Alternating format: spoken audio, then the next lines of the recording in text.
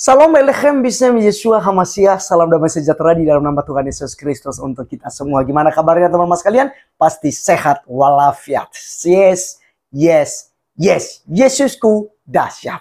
Teman-teman sekalian, kali ini kita akan mendengarkan satu khutbah yang disampaikan oleh Bapak Gracia Peloh. Tentu saja dalam hal ini sebelum dia ditangkap, dituduh teman-teman sekalian, menista gitu ya. Padahal teman-teman sekalian, selama ini yang kita lihat dari Pak Gracia Peloh menjawab dan meluruskan ajaran sesat yang menyerang iman kekristenan. Tetapi teman-teman sekalian, orang-orang yang tidak senang melaporkan, lalu dia ditangkap, dia diproses, dan saat ini telah dijatuhkan hukuman baginya.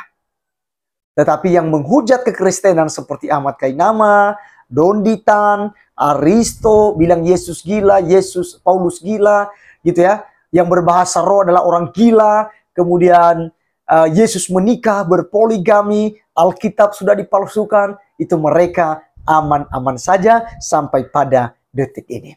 Nah teman-teman sekalian, apa yang disampaikan oleh Pak Gracia Peloh ini hal yang sangat penting bagi kita sebagai apologet.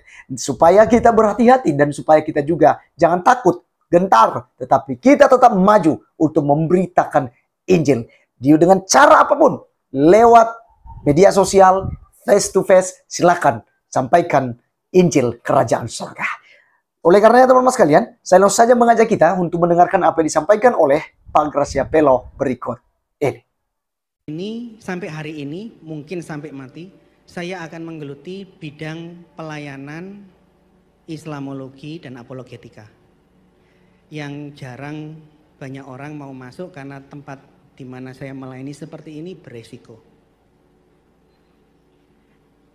Orang senang menginjil, ngopiak mendorong yang lain untuk menginjil. Menginjilnya ke NTT, mayoritas Kristen. Menginjilnya ke Toraja yang mayoritas Kristen. Yang masuk ke kampung-kampung yang tidak mengenal Kristen dan mengabarkan Injil kan jarang toh. Lah bidang saya untuk masuk bukan menginjil dalam arti saya door to door. Tapi pelayanan saya ini menjelaskan jika iman Kristen yang saya imani itu disalahpahami. Kalau saya nuduh Pak Iwan, Anda ini tidak jujur menggunakan uang.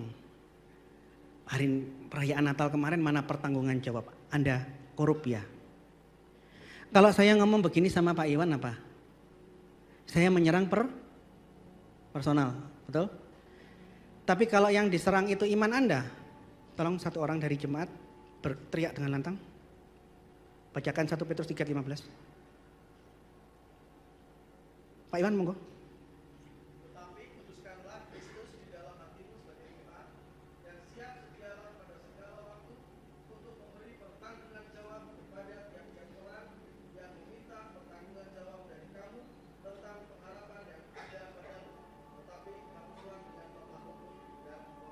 Syarat pertama seorang ingin mengabarkan Injil dan memberikan pertanggungan jawab iman. Pastikan hatimu, hati saya, hati Anda hanya untuk menguduskan Kristus. Ini yang pertama. Bukan ada niat yang lain, aku jengkel karena agamaku dihina-hina, aku kepingin balas. No, apologetika bukan balas dendam. Maki balas maki, enggak. Kita dihina sudah setiap hari, tapi kita harus jawab dengan lembut dan hormat. Syarat kedua apa? Setelah kita memastikan dan menguduskan niat hati kita hanya untuk Kristus, baru kita masuk tahapan kedua. Kapanpun waktunya, kalau Anda ditanya atau bahkan diserang seperti saya tadi tentang iman kami, harus siap memberikan pertanggungan jawab kepada tiap-tiap orang yang bertanya. Kata siap sedia ini mengandung makna apa? Anda harus siap, artinya Anda sudah tahu di mana harus menjawab. Dan ini hanya bisa dengan belajar. Jangan dianggap para rasul itu orang-orang bodoh ya. Saya kadang-kadang jengkel, para rasul itu orang-orang bodoh, nelayan. Saya dengar kalimat itu hati saya ini gak enak, panas sekali. Nelayan itu profesinya. Tapi semua para rasul bukan orang bodoh. Standar Yahudi di zaman itu, setiap anak Yahudi itu minimal kalau sudah umur 30 ke atas Dia udah melewati 3 tahapan sekolah-sekolah Yahudi. 4-6 tahun dia belajar yang namanya Bet HaSefer. Dia masuk rumah membaca apa? Membaca Taurat. Disuruh ngapalkan. Alif, Bet, Gamel, Dalet dihafalkan terus dibaca. Beresit, Bara, Elohim, We'et, Hasamayim, We'et, Haaretz. Dibaca dan dihafalkan. Setelah lulus sekolah membaca kitab-kitab Taurat, kelas naik umur 6 sampai umur 12 tahun, ini masuk yang namanya Bet HaMidras. Midras itu bahasa Ibrani, bahasa Arabnya madrasah. Rumah untuk belajar, dulu kamu membaca, sekarang ini loh artinya, untuk tingkat anak-anak. Setelah 12 tahun dia naik tingkat sekolah yang ketiga. Ini yang namanya bar mitzvah. Bar itu anak, mitzvah, mitzvot itu artinya hukum. Diajari, digembleng mengenai pengertian-pengertian Taurat yang lebih dalam. Sampai kamu bisa dikategorikan benar-benar anak yang mampu memanggul hukum Taurat. Kamu anak-anak hukum Taurat. Jadi Petrus yang profesinya nelayan, dia udah lulus bar mitzvah. Udah sekolah teologi. Bukan orang yang tidak tahu apa-apa. Plus semua rasul yang sudah lulus bar mitzvah belajar crash program block teaching sama Tuhan Yesus 3,5 tahun. Belajar langsung dengan Sang Pencipta langit dan bumi 3,5 tahun setiap hari. Oleh karena itu mereka dipercaya oleh Roh Kudus menulis kitab-kitab perjanjian baru yang jadi kitab suci yang kita pakai. Mereka bukan orang bodoh. Profesinya nelayan, iya. Profesinya tukang kayu, iya. Profesinya ya tukang kebun, iya. Memang kerjaan zaman itu kalau enggak agriculture ya nelayan, mau apa lagi? Ternak. Tapi bukan orang bodoh. Setelah digembleng training crash program selama 3,5 tahun dengan Yesus, baru diutus. Jadi saya mengucap syukur, berkali-kali saya dengar pastoral message menggerakkan semua jemaat GBI, kelompoknya Pak Niko untuk menginjil. Artinya siapkan dirimu. Ayo belajar. Jelaskan kepada yang tidak tahu. Jelaskan kepada siapa yang salah paham. Amin. Apologetika bukan maki-memaki, enggak. Karena di saat kita siap sedia memberi pertanggungan jawab iman kita, syarat terakhir dari ayat itu apa? Tetapi harus dengan lemah lembut dan hormat. Jangan langgar ayat ini. Ini bedanya kita dengan mereka. Sehina-hinanya agama kita dilecehkan, jangan langgar firman Tuhan. Kita harus menjelaskan kalau iman kita disalahpahami, harus. Tuhan tidak perlu dibela, enggak perlu. Tapi kalau iman kita dilecehkan, disalahpahami, kita harus siap sedia memberi pertanggungan jawab atas apa iman yang sesungguhnya kita imani. Amin.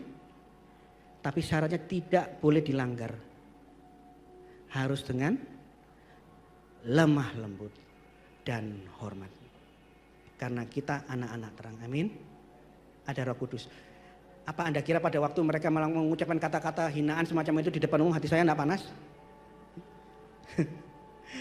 Jujur aja saya panas, tapi puji Tuhan sebelum saya masuk untuk melakukan dialog terbuka dengan pihak mereka,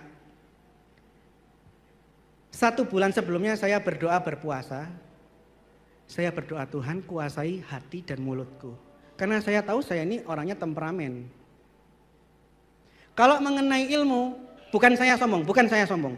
Saya berkali-kali melakukan dialog terbuka. Saya tidak pernah mempersiapkan diri tentang materi. Yang saya persiapkan ini loh, dengkulku ini loh. Karena kalau ngomong materi, Anda kalau ngomong sama saya di mana begitu, saya akan sebut satu persatu di buku ini. Saya tidak terlalu membutuhkan waktu banyak mempersiapkan materi. Yang saya persiapkan lutut.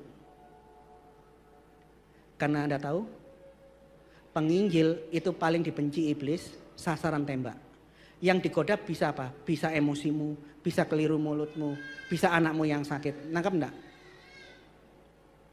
Dan di saat kita hendak mengabarkan Injil, jangan sok-sokan. Yang kita hadapi bukan orang-orang yang hanya dijelaskan kalau ngerti langsung akhirnya ya wis saya jadi Kristen. Tidak begitu.